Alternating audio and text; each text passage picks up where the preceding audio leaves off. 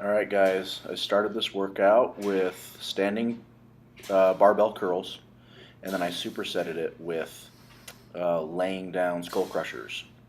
I don't always superset biceps and triceps, but when I do, it gets crazy. I was doing pretty heavy with the curls. I think it was like 100 or 110. And then went on to the skull crushers. Watch my elbow, that's important. I keep my elbow straight. I don't let it go forward or back. So yeah. I moved on to the cable preacher curl. It's a super good isolation for the bicep. It's kind of working the lower part. Then I supersetted that with the tricep pull down. I like those ones a lot. That one, it just burns crazy in your triceps. So I usually always incorporate that workout. Then moved on to the hammer curls. This is probably my favorite bicep exercise. It's awesome because it incorporates a lot of the brachialis, which I like to develop. But I always do these fairly heavy. It's a great exercise. Then supersetted the hammer curls with this exercise. I don't really know what it's called, the seated tricep extension, overhead extension. That's a really good one. I always incorporate this one as well.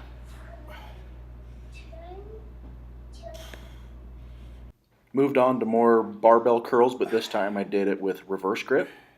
Kind of just working different muscles. I like incorporating that one as well. Supersetted that with the seated tricep pushdown. I like to do this one at the end because it's actually a fairly easy exercise. It's really easy to do. So you want to do it when you're already pretty fatigued and burned out. But it works really well. And then just some arm posing. My favorite way to do arms is I like to do it really quickly. So there's very little rest between my sets. Usually anywhere from 8 to 15, sometimes 20 reps. But I just hammer them really hard, and I do it really quickly. I get the pump like really quick, and I try to maintain it the whole time. So my best tips for training arms are, if you want them to grow, if you're looking to get bigger arms, the trick is maintaining the pump through the whole workout. And so what I like to do is, my arm workouts are probably only like 30, maybe 35 minutes long. But there's literally no more than like 30 seconds of rest in between each exercise. And then so like when I superset, it's same thing. There's like no rest in between the two exercises that I'm supersetting. And then there's like 30 seconds rest. And then go right to the next workout, superset it, 30 seconds rest, right to the next workout. So you want to maintain a crazy pump for arms if you're trying to grow. It's not necessarily the best thing if you're just trying to get your arms way stronger. That's not really the most ideal way to do it. But to get them to grow, it is, and that's what I'm trying to do right now is to grow.